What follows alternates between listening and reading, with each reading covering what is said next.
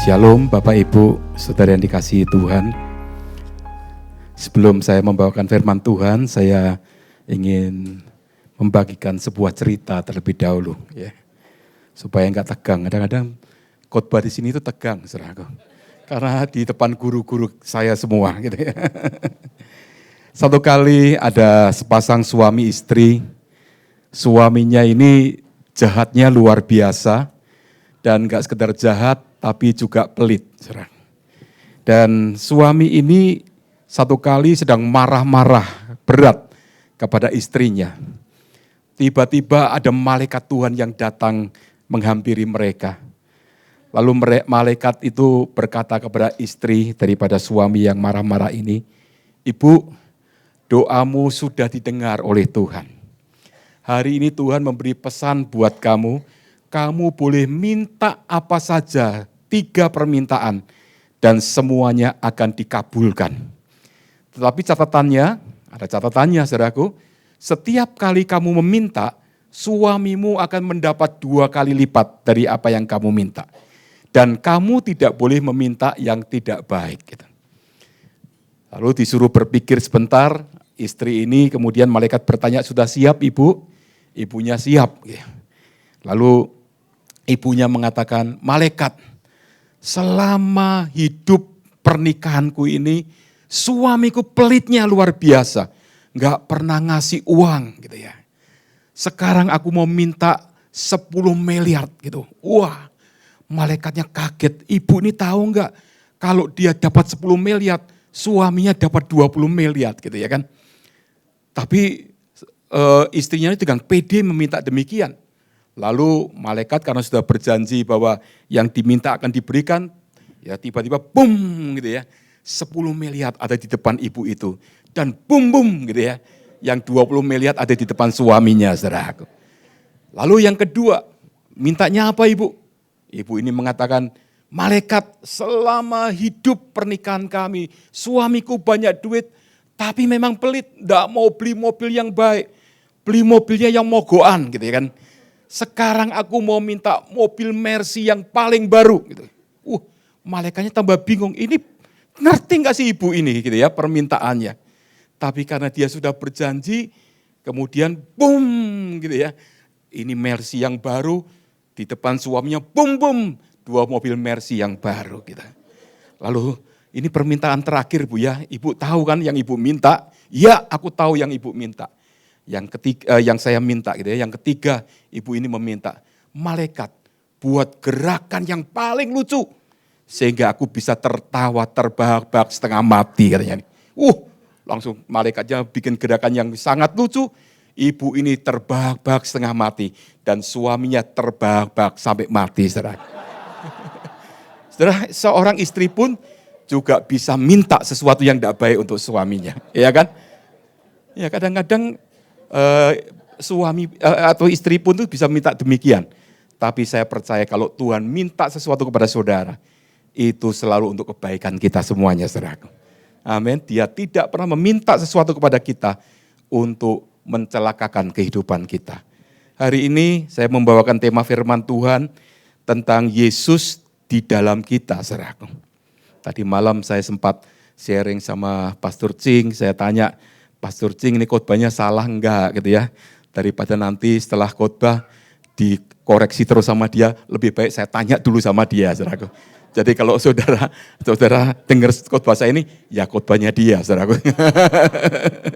Yesus di dalam saya, saudaraku ya. Di dalam Filipi 4 ayat yang ke-6 dikatakan demikian. "Janganlah hendaknya kamu khawatir tentang apapun juga, tetapi nyatakanlah dalam segala hal keinginanmu kepada Allah dalam doa dan permohonan dengan ucapan syukur." Di dalam terjemahan bahasa Inggris dikatakan, "Be anxious for nothing." Jangan terganggu oleh apapun. Roh Kudus berbicara kepada Paulus untuk menyampaikan ini kepada jemaat, kepada orang yang percaya. Jangan terganggu oleh apapun. Jangan hendaknya kamu khawatir tentang apapun. Mengapa Tuhan melalui Roh Kudusnya menyatakan akan hal ini kepada kita? Saudaraku, kekhawatiran memang mengacaukan akan kehidupan kita ini, saudaraku. Dan dunia ini penuh dengan kejadian demi kejadian yang bisa membuat kita khawatir. Peristiwa di Paris beberapa hari yang lalu itu juga mencekam seluruh dunia. Tidak berapa lama lagi katanya di Singapura sudah disinyalir akan terjadi hal yang sama. Dan Indonesia juga dikatakan puluhan orang yang bergabung dengan ISIS sudah kembali ke Indonesia. Dan mereka sudah siap untuk melakukan apa yang mereka mau lakukan, saudaraku. Kekhawatiran, ketakutan itu membuat kita nggak berani mengambil keputusan apa-apa. Bahkan membuat kita ini bisa mengalami kelemahan dan kesakitan dalam hidup kita. Bahkan apa yang kita khawatirkan, Alkitab mengatakan itu bisa terjadi dalam kehidupan ini, saudaraku. Ayub, kalau saudara lihat, ya dia bisa mengalami masalah yang begitu menyakitkan hidupnya. Anak-anaknya mati dan sebagainya. Saudaraku, Ayub mengatakan apa yang kukhawatirkan itu justru yang menghampiri aku. Apa yang dikhawatirkan oleh Ayub? Ayub setiap kali anak-anaknya itu mengadakan pesta, dikatakan pagi harinya Ayub memberikan korban kepada Tuhan. Dia khawatir kalau anak-anaknya itu melakukan hal yang tidak benar dan menyakiti Tuhan dan Tuhan marah. Dia khawatir dan kekhawatiran itu dipakai oleh iblis untuk menghancurkan kehidupan daripada Ayub ini, saudaraku.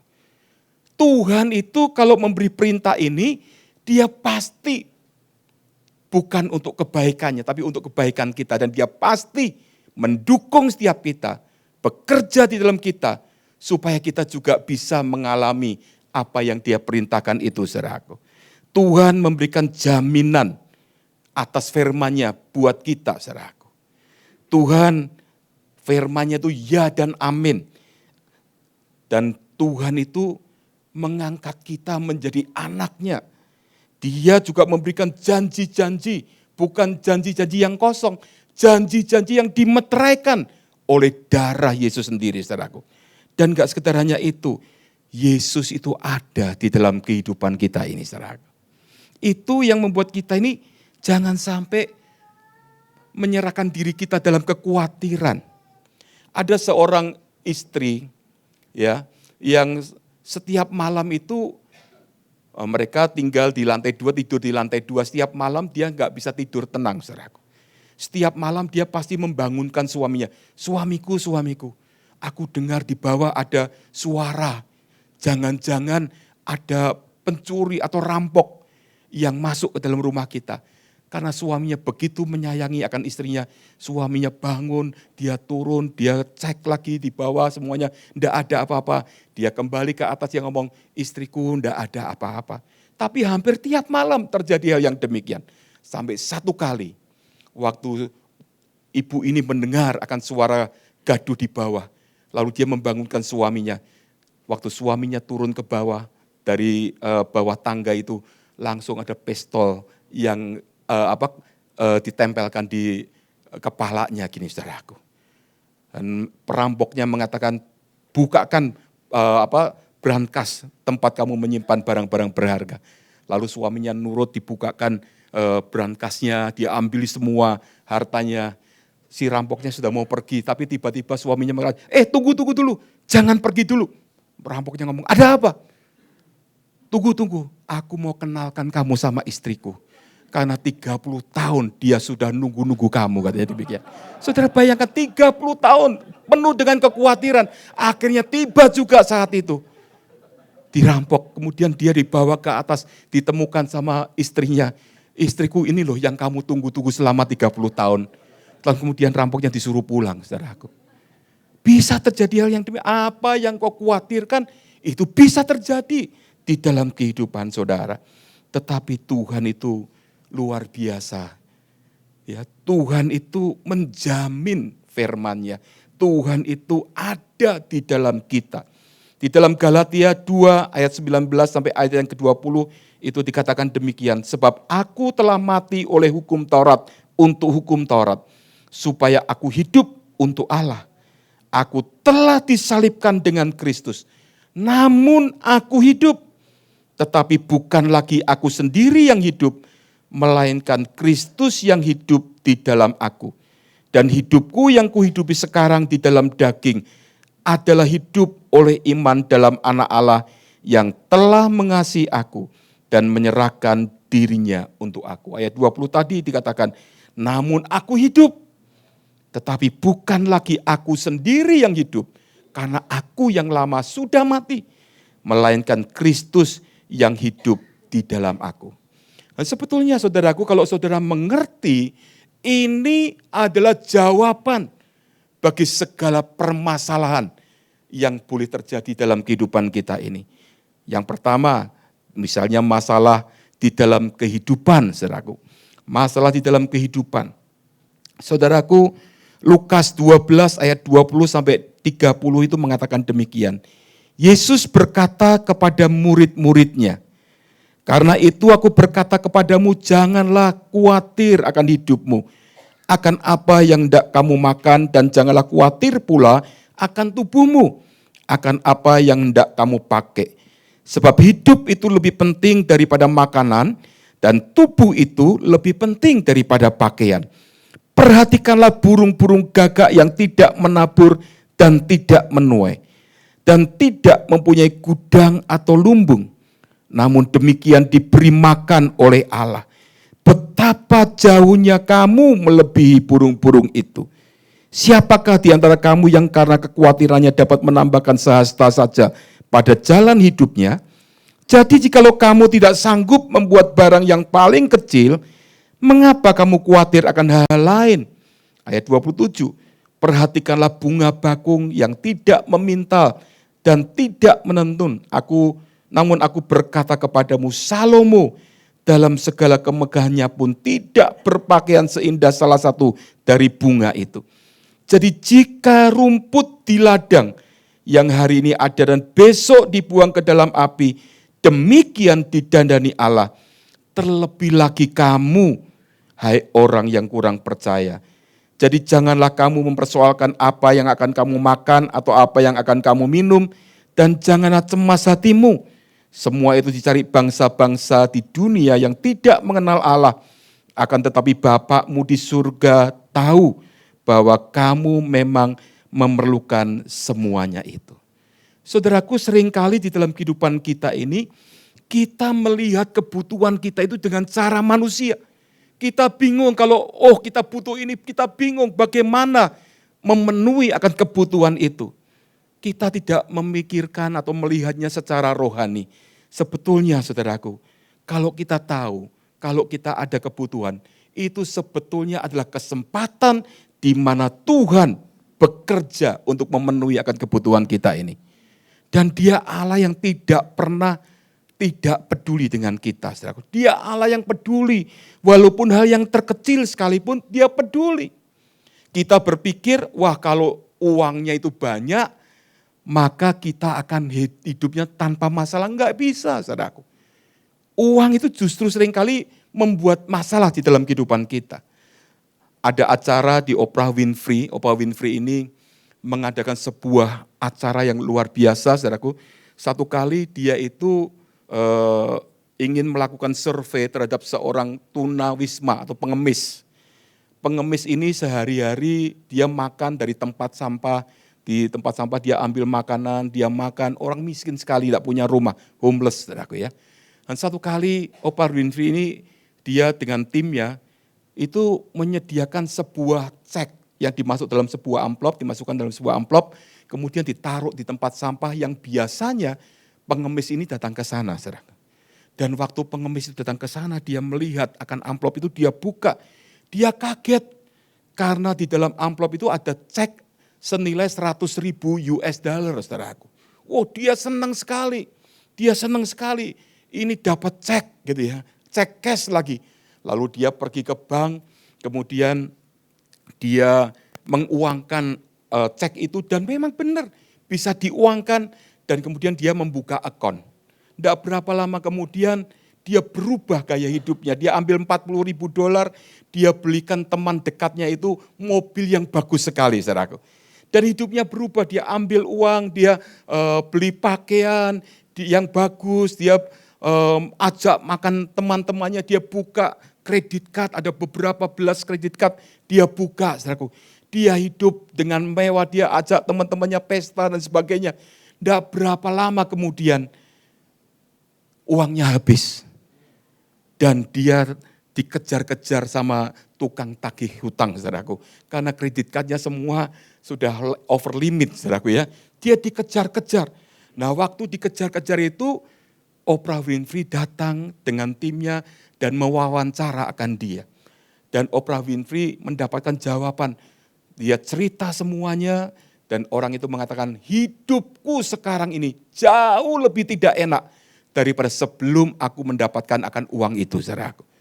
Uang seringkali kalau kita jadikan sebuah tujuan dalam hidup kita, itu akan mengecewakan kita. Tetapi saya percaya bahwa di sini Yesus mengatakan jangan khawatir. Ini saat Yesus masih ada di dalam dunia. Mengapa kita dikatakan jangan khawatir? Karena Yesus itu ada di dalam kehidupan kita. Setelah dia mati di atas kayu salib, dia ada bersama dengan kita, saudaraku. Dia katakan kamu lihat burung gagak. Burung gagak ini burung pembawa sial. Kalau saya dulu di kota Semarang, masih kota kecil gitu, saudaraku ya. Itu kalau ada suara burung gagak, pasti ada orang yang meninggal dunia, saudaraku. Itu burung yang tidak diharapkan. Ya kalau ada burung gagak yang kuek, kuek, orang pada ngomong ada yang mati ini. Nggak lama kemudian ada yang mati, saudaraku. Di kampung itu langsung ada kentongan, ada yang mati gitu ya kan. Ini burung yang tidak diharapkan, tapi Tuhan kata, lihat loh burung itu, burung yang mungkin kamu gak harapkan, burung pembawa kematian. Tapi diberi makan oleh Bapakku, apalagi kamu. Bunga bakung, rumput, dikatakan demikian. Yang tidak berarti, saudara dikasih rumput aja marah-marah, saudaraku. Iya kan?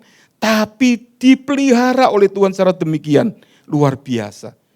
Dan Tuhan itu mengatakan, betapa jauh engkau lebih daripada semuanya itu. Engkau itu anak Allah.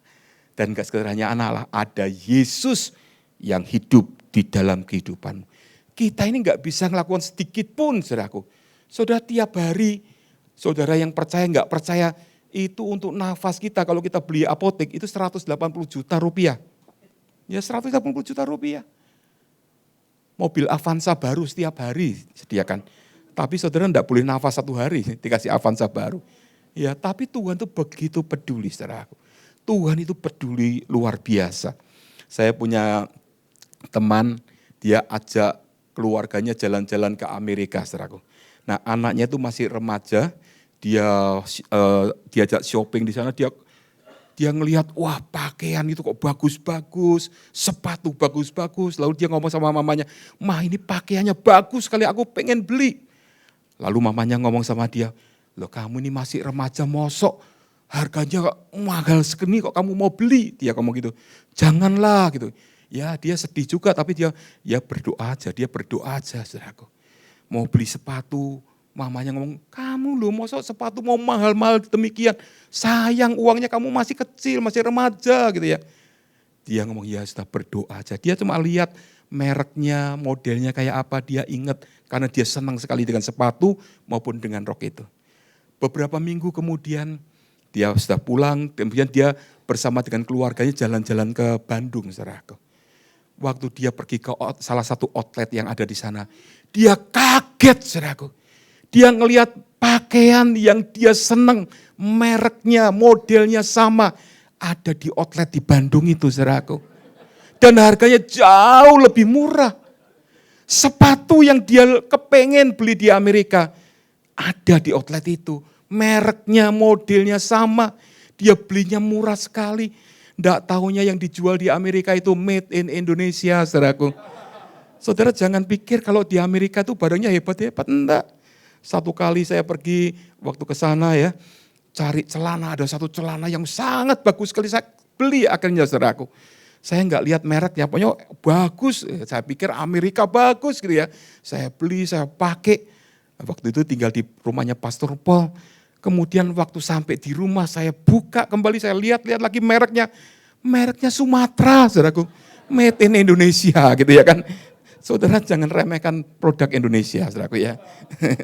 Tapi saya percaya bahwa Tuhan itu sangat peduli. Apa yang diinginkan oleh anak remaja itu pun Walaupun nggak bisa didapatkan di Amerika, dia dapatkan di Bandung dengan harga yang sangat murah, saudaraku. Tuhan itu sangat peduli dengan kita. Dia tidak pernah membiarkan ya kita hidup dalam kebutuhan-kebutuhan yang ada. Dia pasti akan cukupkan. Yang kedua, masalah kesehatan. Nah, saya percaya bahwa tidak salah untuk pergi ke dokter, tidak salah untuk minum obat. Tapi yang lebih utama, kita itu harus datang kepada Tuhan terlebih dahulu, saudaraku. Dan kita menaruh pengharapan kita sepenuhnya pada Tuhan. Nanti Tuhan bisa ngatur, bisa lewat firman-Nya kita bisa sembuh, bisa. Bisa juga lewat dokter atau lewat obat, bisa juga demikian, saudaraku. Tetapi kalau kita itu lebih mengutamakan pengharapan kita kepada obat, dokter, sinsai dan sebagainya, kita ini bisa salah. Teman saya habis main basket, saudaraku, jatuh lututnya sakit, dibawa ke sinsai yang sangat terkenal sekali di kota Semarang. Dipijit, waktu dipijit, tubuhnya kejang-kejang, dibawa ke rumah sakit meninggal dunia, saudaraku. Padahal sinsai yang sangat terkenal, yang luar biasa, banyak nyembuhin orang, tapi bisa seperti itu. Nah, kalau kita tidak salah, kalau kita salah di dalam memprioritaskan dalam hidup kita ini, kita menaruh pengharapannya pada manusia, kita bisa kecewa dalam hidup kita, saudaraku. Nah, firman Tuhan dalam 1 Petrus 2 ayat 24 mengatakan, Ia sendiri telah memikul dosa kita di dalam tubuhnya di kayu salib, supaya kita yang telah mati terhadap dosa hidup untuk kebenaran. Oleh bilur-bilurnya kamu telah sembuh. Ini janji Tuhan yang luar biasa. Dan Tuhan tidak sekedar hanya memberikan bilur-bilurnya atas kita untuk kesembuhan kita. Dia juga tinggal di dalam kehidupan kita ini, saudaraku. Saudaraku, seringkali orang itu memandang sakitnya, tidak memandang Kristus yang sudah menyembuhkan akan kita di dalam kehidupan kita ini. Kalau kita fokus pada sakitnya, maka sakitnya itu akan terus ada di sana. Tapi belajar untuk melihat Kristus yang sudah menyembuhkan, sakitnya akan hilang sendiri, saudaraku. Sakitnya akan hilang. Saya percaya akan kuasa Tuhan itu sungguh luar biasa atas kehidupan kita ini, saudaraku. Yesus yang sudah mengalahkan sakit penyakit, bahkan kematian itu ada di dalam kehidupan kita. Kuasanya pasti luar biasa. Yang ketiga dan yang terakhir ini sebenarnya inti yang lebih itu di sini, saudaraku, ya, tentang masalah di dalam hubungan. Saudaraku, kita ini seringkali diajar ya, coba lihat kebaikan dari orang lain. Kalau kita punya masalah, coba dong lihat kebaikan dari orang lain gitu ya. Orang yang mungkin bermasalah dengan saudara. Tapi boro-boro kita bisa melihat kebaikan orang lain, saudaraku. Kalau kita bermasalah dengan orang lain, kita pasti yang baik kita lupakan, yang jelek kita lihat. Kalau ada orang yang bermasalah kepada saudara, tiba-tiba datang ke rumah saudara ngasih roti. Dia pulang, saudara akan pikir, wih dia mau ngasih apa ini, ada santetnya apa ini gitu ya. Jangan-jangan mau bunuh aku nih. Padahal dia datang dengan tulus, saudaraku. Kita penuh dengan kecurigaan. Kalau ada orang yang bermusuhan dengan kita, kemudian tiba-tiba dia baik sama kita ngomong, wah dia mau pasang apa ini, jerat apa ini buat saya ini gitu kan. Kan kita ini seperti itu, saudaraku. Nah, kita ini sebetulnya nggak bisa melihat akan orang dengan keberadaannya dia. Karena kita ini manusia ini tidak ada yang baik. Semua karena dosa sudah tidak sempurna. Semua itu nggak baik, kehidupan kita nggak baik. Itu sebabnya Yesus datang untuk membawa perubahan yang baik bagi kita dalam hidup kita. Nah, di dalam hubungan ini seringkali kita menghadapi kendala, menghadapi masalah, hubungan dalam suami istri ada masalah, anak dengan orang tua ada masalah, kita dengan teman-teman kita yang lain juga ada masalah, dalam urusan bisnis ada masalah dan sebagainya. Nah, coba kita ini menyadari ada Kristus yang hidup di dalam kehidupan orang percaya, saudaraku. Ada Kristus yang hidup di dalam kehidupan setiap orang yang percaya ini. Saudara, kalau kita menyadari bahwa ada Kristus di dalam hidup dari setiap orang yang percaya, seperti tadi yang dikatakan di dalam Galatia 2 ayat 20 tadi ya, aku hidup, nah, tapi bukan lagi aku sendiri yang hidup, melainkan Kristus yang hidup di dalam aku. Ada Kristus yang hidup di dalam setiap orang yang percaya kepada Tuhan. Saudara, kita ini bisa mengalami hal yang baik dalam hubungan kita. Manusia cenderung untuk melihat perbuatan daripada orangnya. Mereka cenderung menyelesaikan dengan cara-cara pemikirannya, dengan cara-cara duniawi. Kelihatannya selesai, tapi enggak selesai. Tetapi kalau kita mulai menyadari ada Kristus di dalam setiap kehidupan orang yang percaya pada Tuhan, lebih gampang kita untuk membebaskan Kristus berkaya untuk menyelesaikan masalah-masalah yang ada itu, saudaraku. Kita bisa hidup ya dengan penuh kasih, bukan kita yang mengasihi, tapi Tuhan yang penuh dengan kasih itu yang bekerja melalui kehidupan kita ini. Hidup dalam penuh kasih bagi kita yang percaya itu tidak mustahil, saudaraku. Bisa.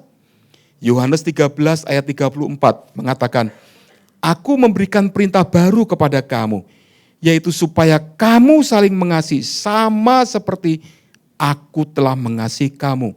Demikian pula kamu harus saling mengasihi. Yesus yang mengasihi itu ada di dalam hidup kita. Dan dia yang akan mengalirkan kasih itu melalui kehidupan kita ini. Dan kalau kita menyadari bahwa ada Kristus dalam kehidupan setiap orang percaya, kita nggak akan menghalang-halangi dengan apa yang Yesus ingin manifestasikan melalui kehidupan kita ini, saudaraku. Saya percaya bahwa Yesus yang ada dalam kehidupan kita ini akan bermanifestasi melalui kehidupan kita. Nah, kalau kita atau orang percaya lain belum memanifestasikan Yesus, bukan berarti kita boleh memandang dia dan kemudian menghakimi dia, enggak, saudaraku. Tapi belajar untuk melihat Yesus yang ada di dalam diri orang yang percaya yang ada, saudaraku. Karena itu sebenarnya bukan dia, itu masih manusia lamanya. Sebetulnya yang ada dalam dia adalah Yesus yang ada dalam hidupnya dia. Tadi firman tadi mengatakan manusia lamanya sudah mati. Ada Yesus yang hidup di dalam kehidupannya, saudaraku. Saudara, bagi kita yang percaya, kalau kita menyadari seperti itu, akan lebih gampang untuk kita ini tidak menghalangi untuk Yesus memanifestasikan dirinya, mengalirkan kasihnya kepada orang-orang, baik orang yang memusuhi kita maupun orang-orang yang membenci kita. Kalau perbuatan baik itu karena usaha kita gampang kecewa. Kita baik sama orang yang ngecewakan kita, wah kita panas hati, sakit hati ya, sampai marah dan sebagainya, saudaraku, benci dan sebagainya. Itu karena kita berpikir itu karena usaha kita, aku sudah baik, kok dia enggak tahu kebaikanku. Tapi kalau Yesus yang kita izinkan memanifestasikan dirinya melalui kehidupan kita, itu bukan kita. Kalau aku baik pun itu bukan aku. Itu Yesus yang hidup di dalamku, saudaraku.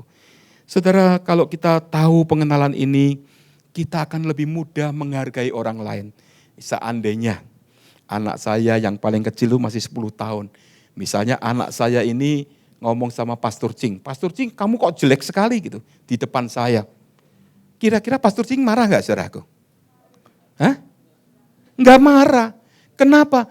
Karena Pastor Cing menghargai saya, menghormati saya. Anak saya mungkin kalau dia enggak tahu itu anak saya, langsung dipukul dia mungkin ya kan. Tapi karena Pastor Cing itu menghargai saya, Pastor Cing itu mengasihi saya, dia enggak marah sama anak saya, saudaraku. Nah, coba kalau saudara tahu di dalam diri setiap kita ini ada Yesus. Dan kalau kita menghargai Yesus, kita enggak bisa marah sama orang yang nyakiti kita. Yang berbuat jahat sama kita. Tegur ya boleh, tapi tegur dengan kasih, saudaraku. Dan saya percaya kalau kita melakukan yang demikian, orang tersebut akan berubah, akan bingung. Loh, aku jahat sama dia kok dia membalasnya dengan kasihnya Kristus. Dia bingung dan itu yang akan merubah kehidupannya untuk berbaik dengan saudara. Tapi kalau misalnya dia berbuat jahat sama kita, kemudian kita balas dengan kejahatan, dia nggak akan terima. Walaupun dia yang jahat, dia akan membalas lebih jahat lagi, saudaraku. Dan masalahnya nggak akan pernah selesai, saudaraku. Tetapi kalau kita mengerti dan bisa memandang Kristus dalam kehidupan orang percaya, saya percaya masalah di dalam kehidupan orang percaya ini bisa diselesaikan semuanya dengan baik, saudaraku. Saudara, firman Tuhan mengajarkan kita untuk bermurah hati, ya, tidak pelit. Tapi kadang-kadang kita ini tidak menghargai orang lain. Tidak bisa menghargai orang lain. Ibu-ibu misalnya ya, goreng kroket gitu ya kan. Pembantunya sampai ngiler-ngiler nggak dikasih. Saudaraku, kepengen ngiler-ngiler nggak dikasih. Nanti kroketnya sudah 2 hari, sudah ada ilernya di kroketnya, baru dikasih ke pembantunya. Saudaraku. Kita nggak menghargai. Ya mungkin pembantu kan bukan anak Tuhan. Ya kan, mungkin kita ngomong, tapi walaupun bukan anak Tuhan, ada gambar Allah di dalam diri mereka. Saudaraku. Di dalam diri orang yang percaya pun ada gambar Allah di sana. Walaupun gambar Allahnya rusak. Dan Tuhan mau kalau kita ini mulai menyadari akan hal yang demikian. Kita bisa menghargai akan orang lain. Firman Tuhan ya mengatakan dalam Efesus 4 ayat 2. Hendaklah kamu selalu rendah hati, lemah lembut dan sabar. Tunjukkanlah kasih-Mu dalam hal saling membantu gitu ya. Saya percaya ini bisa terjadi dalam kehidupan kita ini. Bukan karena kita yang lemah lembut dan rendah hati, bukan. Tapi Yesus yang lemah lembut dan rendah hati itu yang memanifestasikan dirinya melalui kehidupan kita. Karena di dalam Matius 11 ayat 29 dikatakan, pikulah kuk yang kupasang dan belajarlah padaku. Karena aku lemah lembut dan rendah hati dan jiwamu akan mendapat ketenangan. Yang lemah lembut dan rendah hati itu Yesus. Kita enggak bisa, kita enggak kepengen. Kita kepengennya nyombong, saudara ya kan. Tapi kalau kita sadari ada Yesus dalam diri orang percaya. Di dalam bahkan orang yang tidak percaya pun ada gambar Allah di sana. Kita itu tidak membatasi Yesus untuk memanifestasikan dirinya. Di dalam kelemah lembutan dan kerendahan hatian. Itu melalui kehidupan kita ini saudaraku. Dan saya percaya kita akan melihat hal yang luar biasa. Dan yang terakhir saudaraku. Kalau kita menyadari ada Yesus di dalam kehidupan orang-orang yang percaya, kita ini bisa hidup dalam pengharapan yang besar. Kadang kita ini khawatir dengan anak kita, dengan suami, dengan istri kita. Kita pikir, loh suamiku kayak gini ya, wah nanti jangan-jangan nanti dia bangkrut gimana, nanti dia serong gimana, nanti dia ini gimana, dia itu gimana, wah anak-anakku nanti kalau rusak gimana. Saudara, yang penting bagi kita adalah memperkenalkan Yesus. Kalau di dalam hidup mereka ada Yesus, itu jaminan yang luar biasa. Jangan menilai orang dengan apa yang diperbuatnya. Mungkin dia belum memanifestasikan Yesus dalam hidupnya, tapi bukan berarti dia itu demikian, saudaraku. Bu Dewi itu selalu ngajar saya, coba Pastor Sam menggonggong, kuk gitu ya. Pastor Sam menggonggong toh, tapi Pastor Sam kan bukan anjing, dia ngomong gitu. Ya benar juga ya. Saya bisa menggonggong tapi saya kan bukan anjing gitu kan. Ya saya bisa melakukan hal yang tidak baik. Tapi saya bukan tidak baik. Ada Yesus yang ada di dalam kehidupan saya. Nah kadang-kadang saya dulu itu bingung saudaraku. Karena firman Tuhan mengatakan jangan kita menghakimi orang lain. Tidak boleh menghakimi. Loh saya ini kan berpikir kalau orangnya salah benar-benar ngaco, masa kita tidak boleh menghakimi. Tapi waktu saya mulai belajar tentang kasih karunia ini, saya melihat, Yesus saja yang berhak menghakimi, tidak menghakimi dia, malah mengasihi orang itu. Dan kemudian ada Yesus di dalam kehidupan mereka, masa kita mau menghakimi akan mereka, saudara? Itu sebabnya kesadaran ini penting buat kita. Nah, mungkin juga ada orang yang kemudian memanfaatkan, aku dipandang ada Yesus di dalam hidupku kok. Aku mau hidup ugal-ugalan, aku mau nyerong ke sana, serong ke sini ya. Istriku kan pokoknya taunya ada Yesus dalam hidupku, aku bebas kan. Saudara, bisa saja orang memanfaatkan, tetapi saudara harus percaya, Yesus yang ada di dalam diri orang itu jauh lebih besar daripada keinginan orang itu untuk memanfaatkan akan dia, saudaraku. Yesus jauh lebih berkuasa dan Yesus itu luar biasa. Mungkin dia bisa memanfaatkan, tapi Tuhan bekerja. Kerinduan Tuhan untuk melihat dia berubah, itu jauh lebih besar daripada kerinduan kita untuk melihat istri atau suami kita berubah. Saudara. Kerinduan Tuhan itu besar dan Tuhan bekerja di dalam dirinya dia. Itu sebabnya kita jangan kemudian menghakimi akan seseorang. Atau kita menilai seseorang dengan apa yang dia perbuat. Jangan, saudaraku. Mulai percaya. Mulai doakan Tuhan, mari engkau bekerja atas hidupnya. Dan orang itu bisa berubah secara luar biasa. Kadang-kadang kita khawatir ya. Aduh, anak-anak ini kok enggak mau belajar, nanti masa depannya gimana, kalau dia bodoh gimana. Kita khawatir, saudaraku. Enggak perlu khawatir. Tuhan ngomong jangan terganggu dengan apapun juga. Percaya kepada Tuhan, saudaraku. Kita ini percaya, anak-anak kita itu ada Yesus di dalam dirinya. Anak-anak kita pasti jauh lebih sukses daripada kita. Saudara kenal Tuhan, mungkin ada yang umur 40 baru kenal Tuhan, umur 50 baru kenal Tuhan. Anak saudara masih kecil-kecil sudah kenalkan sama Tuhan. Itu luar biasa. Hidupnya jauh lebih baik daripada kita, saudaraku. Karena ada Tuhan di dalam kehidupannya, saudaraku. Jangan khawatir. Jangan khawatir, Tuhan itu ingin anak-anak saudara juga baik hidupnya. Tuhan ingin anak-anak saudara juga mengalami akan dia di dalam kehidupannya. Jangan kita khawatir, saudaraku. Abraham Lincoln, kalau kita melihat Thomas Alva Edison gitu ya, itu waktu mereka kecil di sekolah, gurunya itu ngomong sama orang tuanya, anakmu ini idiot, saudaraku. Coba bayangkan, guru ngomong anaknya idiot. Itu sesuatu yang menyakitkan. Tapi mama mereka itu luar biasa. Mama mereka itu punya pengharapan pada Tuhan yang luar biasa. Dia ngajarin anaknya jadi orang-orang yang luar biasa di dalam kehidupannya. Bukan karena pengajaran, tapi lebih karena ada Tuhan di dalam kehidupan mereka ini, saudaraku. Tuhan itu bekerja secara luar biasa. Saudaraku, mengapa kita ribut dengan orang lain? Mengapa kita tidak menghargai orang lain? Mengapa kita merendahkan orang lain? Kita membalas orang lain? Karena seringkali kita lupa tidak melihat Yesus di dalam diri mereka, saudaraku. Pagi hari ini belajar melihat Yesus di dalam diri kita dan bahkan di dalam diri mereka yang ada di sekeliling kita ini, saudaraku. Belajar. Saya enggak tahu apa yang sedang engkau alami dalam hidup ini. Mungkin hari-hari ini engkau sedang terdesak dalam sebuah kebutuhan.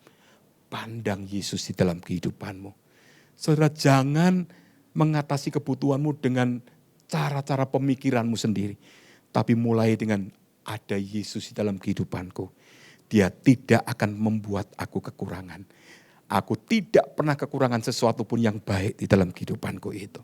Mungkin kalau engkau juga datang dalam keadaan sakit, kelemahan tubuh, pandang Yesus ada di dalam hidupmu. Kalau dia sudah memberikan kuasa bilur-bilurnya untuk kita. Dan gak sekedar itu, ada dia di dalam kehidupan kita. Dia akan berkarya, membawa kesembuhan yang luar biasa atas hidup kita ini, saudaraku. Dan yang ketiga, mungkin kalau engkau sedang mengalami hubungan yang tidak baik, mungkin dengan suami, istri, atau dengan anak-anak, dengan orang tua, atau dengan orang percaya yang lain. Bahkan mungkin juga dengan orang yang tidak mengenal Tuhan sekalipun. Saudara belajar, ada Yesus di dalam hidup mereka. Ada gambar Allah di dalam kehidupan orang yang belum percaya kepada Tuhan. Dan kalau kita ini bisa memandang itu akan lebih menguatkan kita. Dan kita tidak akan membatasi atau menghalangi untuk Tuhan berkarya melalui kehidupan kita ini, saudaraku. Tuhan yang ada dalam kehidupan kita ini ingin menunjukkan kasih-Nya, menunjukkan kebaikannya, menunjukkan berkat-berkat-Nya melalui kehidupan kita ini. Tapi kalau kita nggak ngerti bahwa ada Yesus di dalam diri orang lain, kita bisa menghalangi dengan kedagingan kita, saudaraku. Tetapi mari kita sadari hal yang demikian. Pandang ada Yesus di dalam kehidupan mereka, ada Yesus di dalam kehidupanku juga, yang dimana kita bisa saling menghargai, saling menerima, saling mengampuni, dan kita hidup di dalam satu damai sejahtera yang daripada Tuhan sendiri. Mari kita berdoa.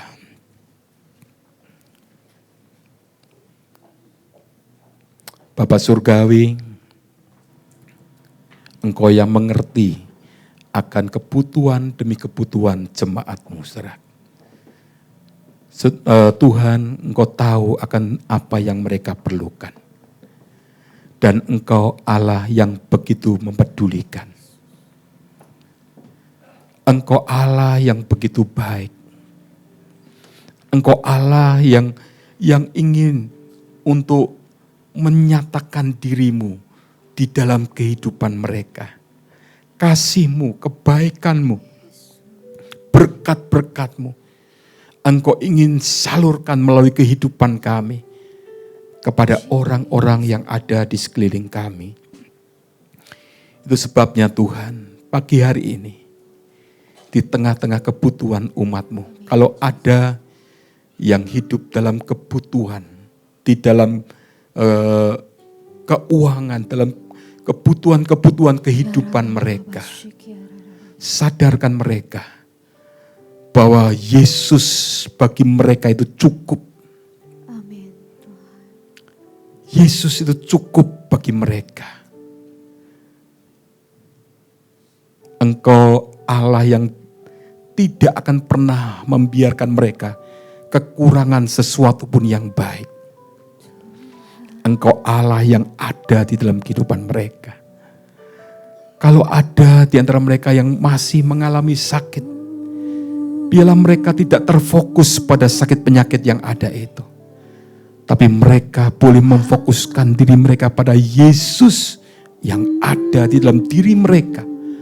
Bahkan kuasa bilur-bilur Yesus yang sudah menyembuhkan akan sakit penyakit dan kelemahan tubuh mereka.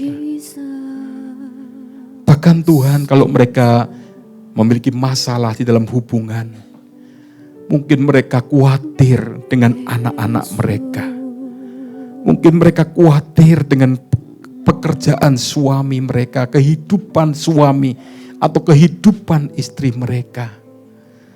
Tuhan, Engkau Allah yang membawa pengharapan bagi kami.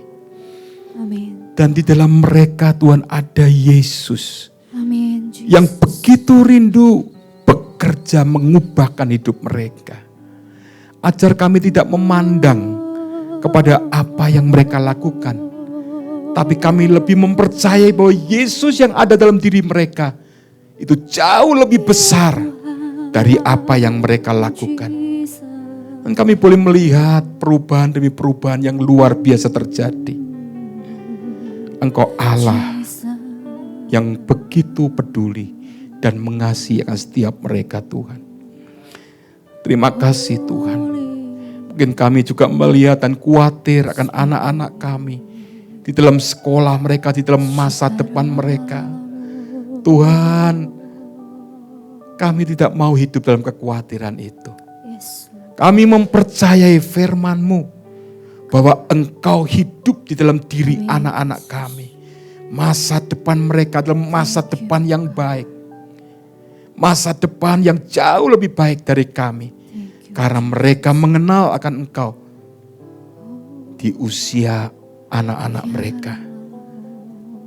Tuhan, mari Engkau bekerja. Engkau bekerja, Tuhan. Dan kami mempercayakan semua ini ke dalam tangan Tuhan. Hamba-Mu selesai berbicara, tapi hamba-Mu percaya bahwa firman-Mu ini akan terpatri dalam kehidupan anak-anak-Mu di tempat ini. Dan mereka boleh mengalami akan hal-hal yang baik yang sudah Engkau sediakan atas mereka. Terpujilah akan nama Tuhan. Di dalam nama Tuhan Yesus kami mengucapkan syukur kami. Amin. Tuhan memberkati. Amin.